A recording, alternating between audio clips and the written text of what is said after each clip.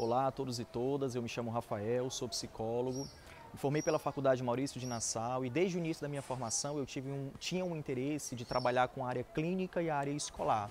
E hoje são duas grandes áreas da psicologia onde eu atuo mais fortemente, nas escolas aqui do bairro da Serrinha, né? E na clínica a gente tem um consultório lá na Aldeota. E aí a gente faz um trabalho realmente a partir da psicanálise, né, que é a minha abordagem teórica.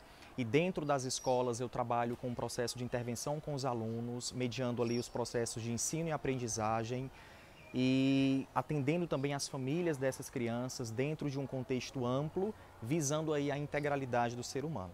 O Setembro Amarelo, né, é uma oportunidade que a gente tem, os profissionais da saúde mental e, na verdade, todos os profissionais de maneira geral se reúnem para tratar dessa questão, né, que diz respeito à prevenção ao suicídio, né, e à valorização da vida.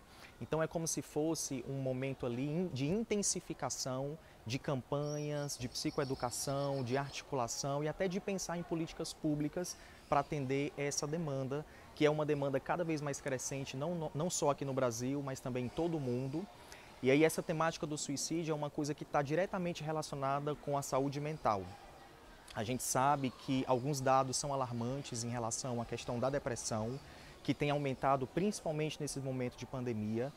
E aí crises de depressão, crises de ansiedade têm de alguma forma também se intensificado entre a população. E falar sobre essa temática é de alguma forma desconstruir alguns mitos que as pessoas têm ainda em relação a isso. O cuidado com a saúde mental, ela não acontece só no mês de setembro. Ela tem que acontecer, na verdade, o ano inteiro. Acontece que em setembro, de alguma forma, a gente promove mais discussões e mais debates a respeito disso. A gente sabe que o Brasil é um país muito grande e a pandemia, de alguma forma, trouxe à tona questões que estavam enraizadas na nossa civilização, né? Então, questões de desigualdade social ficaram mais evidenciadas, questões de dificuldades econômicas e culturais também ficaram evidenciadas.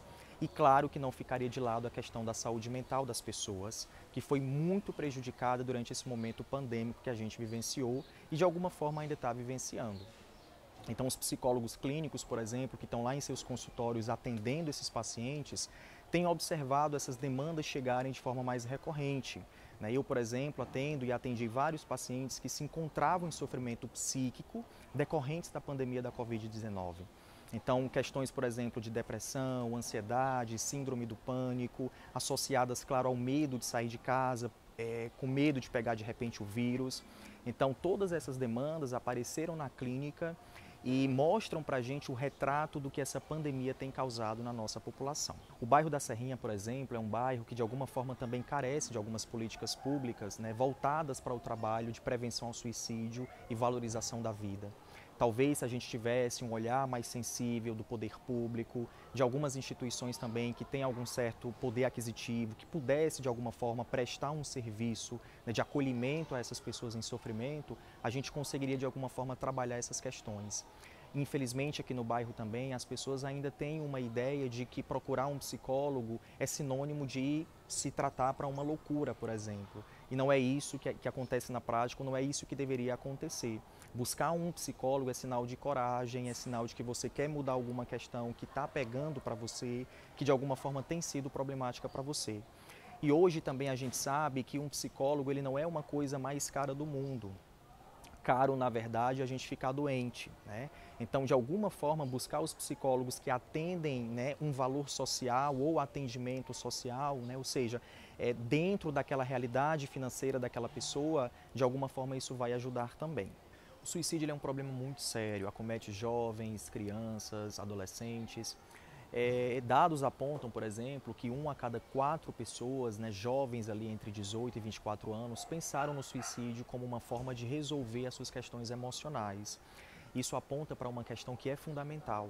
Uma pessoa, quando pensa em cometer o suicídio ou que comete o suicídio, ela não quer acabar com a própria vida e sim acabar com o sofrimento, acabar com a dor. Se você está pensando no suicídio ou conhece alguém que está passando por uma situação similar, é fundamental que nesse momento você encontre acolhimento Para isso existe, por exemplo, o CVV, que é o Centro de Valorização da Vida. Basta ligar 188, a ligação é gratuita e aí você vai receber um acolhimento ali inicial para esse momento de dificuldade. É importante também você estar rodeado de pessoas que sirvam de alguma forma como um suporte nesse momento delicado que você está passando. E aí essas pessoas vão ser de alguma forma uma força para você conseguir lidar com essa situação difícil e conseguir sair dela. E no final, claro, e muito importante, buscar uma ajuda profissional. Para isso, nós temos os psicólogos que de alguma forma estão ali fazendo esse acolhimento para que você consiga sair dessa. Você não está sozinho, falar salva.